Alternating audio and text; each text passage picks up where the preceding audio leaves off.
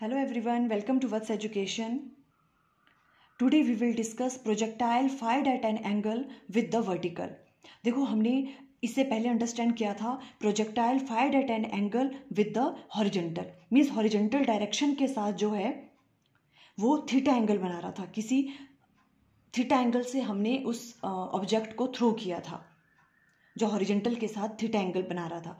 But अगर आपके पास इस तरह से आ जाता है, मान लो कोई प्रॉब्लम इस तरह से आ गई, अगर हम उसको कैसे कर रहे हैं, जो भी आपके पास बॉडी है उसको थ्रो कर रहे हैं, वो जो थीटा एंगल बना रही है वो किसके साथ बना रही है? वर्टिकल के साथ, हॉरिजॉन्टल के साथ नहीं बना रही है, वर्टिकल के साथ अगर थीटा एंगल बना रही है वो वेलोसिटी, तो हम किस तरह से वैल्यू फाइंड आउट करेंगे मैक्सिमम हाइट, हॉरिजॉन्टल रेंज और टाइम ऑफ फ्लाइट की। देखो ये वाला केस है हमारे पास, मान लो हमने कोई बॉडी है उसको थ्रो किया विद वेलोसिटी u, और वो किसके साथ? वर्टिकल, जो आपके पास ये है वर्टिकल के साथ जो है वो थीटा एंगल बना रही है, हॉरिजॉन्टल के साथ नहीं बना रही है, इसके साथ नहीं बना रही थीटा एंगल, कहाँ बना रही है? वर्टिकल के साथ। तो देखो उस वाले केस में क्या हो जाएगा, अब ये वाला एंगल आपके पास थीटा है, ठीक है, तो अब u जो है दो कंपोनेंट में रिजॉल्व होगा, u cos theta and u sin theta.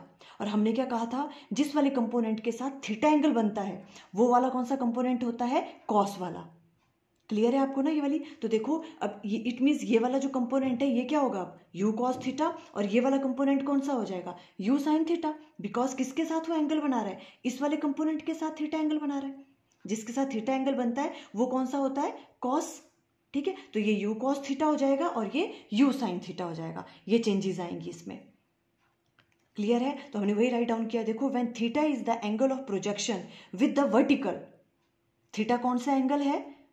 जो वर्टिकल के साथ बना रहा हुआ है, ठीक है, तो ये दो कंपोनेंट में रिजॉल्व हो जाएगा। कौन कौन से होंगे? देखो वो कंपोनेंट, फर्स्ट वाला होगा u sin theta along x axis, x axis के अलोंग अब कौन सा आ जाएगा? u sin थीटा, और वर्टिकल के अलोंग कौन सा आ जाएगा? वाई एक्सिस के अलोंग u cos थीटा। ये डिफरेंस आएगा।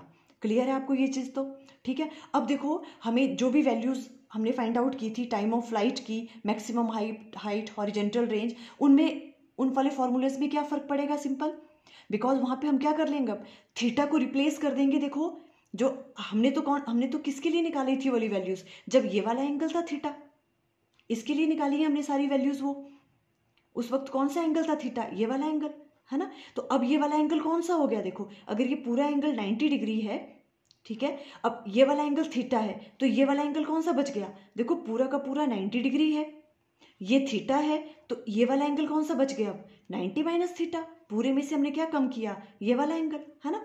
तो जो ये वाला एंगल है अब आपके पास, ये वाला, ये क्या बन गया आपके पास? 90 माइनस थीटा। तो अब हम क्या करेंगे, सब वाले जितने भी फॉर्मूलाज हैं उनमें हम क्या करेंगे? रिप्लेस कर देंगे थीटा को, किसमें? 90 माइनस थीटा, बिकॉज ये वाला एंगल कौन सा है? 90 माइनस थीटा। ठीक है, तो बस और कुछ नहीं करना है। देखो सिंपल, टाइम ऑफ फ्लाइट आपके पास क्या वाला फॉर्मूला होता था? देखो टाइम ऑफ फ्लाइट का t equal to 2u divided by g sine theta, theta की जगह हम 90 माइनस थीटा कर देंगे। ठीक है, अब देखो 90 माइनस थीटा मीन्स साइन किस में चेंज हो जाएगा? 90 में चेंज हो जाता है, ठीक है, साइन किस में चेंज हो जाएगा? कॉस में, और पॉजिटिव रहेगा। तो यहाँ पे क्या वैल्यू आ गई? Simple 2u divided by g cos theta, ये तो आपको पता होगा। ठीक है, तो ये टाइम ऑफ फ्लाइट की वैल्यू इस तरह से निकल गई। और वैसे ही हम निकालेंगे मैक्सिमम हाइट की वैल्यू।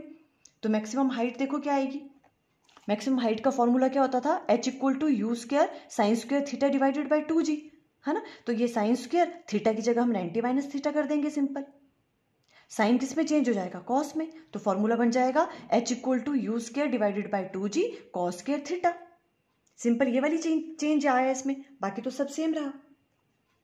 क्लियर है? अभी हॉरिजेंटल रेंज देखो, हॉरिजेंटल रेंज का फॉर्मूला क्या होता था? r equal to u square divided by g sine 2 theta, sine 2 theta की जगह हम क्या रिप्लेस कर देंगे? 90 माइनस थीटा, तो यहां बन जाएगा u square divided by g sine 2 से मल्टीप्लाई करेंगे तो 180 माइनस यहां आ जाएगा 2 थीटा। ठीक है, अब देखो 180 माइनस 2 थीटा, 180 में तो चेंज ही नहीं करता, है ना, तो ये किसके बराबर आ जाएगा? सिंपल, और पॉजिटिव रहेगा, u square divided by g sine 2 theta के बराबर।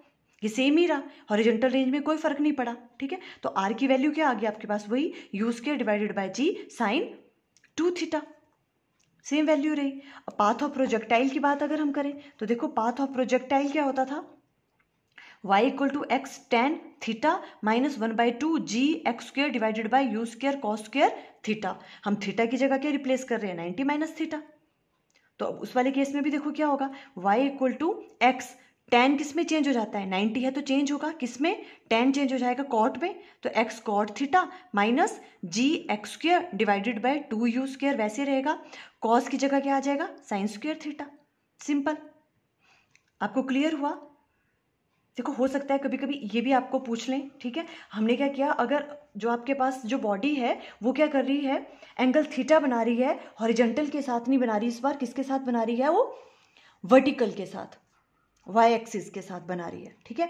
तो उस वाले केस में क्या हो जाएगा, देखो सिंपल, हम ये चेंज कर लेंगे। देखो एक तो ये आपके पास यू साइन थीटा आ जाएगा ये वाला, और ये कौन सा आ जाएगा, you cos theta, because theta angle किसके साथ बन रहा है, वर्टिकल के साथ, है ना। तो ये यू कॉस थीटा आ जाएगा, ये यू साइन थीटा आ जाएगा। और आप उस वाले केस में अब आपके पास क्या होगा, टाइम ऑफ फ्लाइट की वैल्यू आपके पास क्या आ जाएगी, 2u divided by g cos theta, और मैक्सिमम हाइट की वैल्यू आ जाएगी u square divided by 2g cos square theta. Horizontal range की वैल्यू सेम ही रहेगी, और पाथ ऑफ प्रोजेक्टाइल आपके पास चेंज हो जाएगा। क्लियर है? देखो सिंपल थिंग थी ये वाली, आई थिंक आपको क्लियर हो गया। Okay, thank you.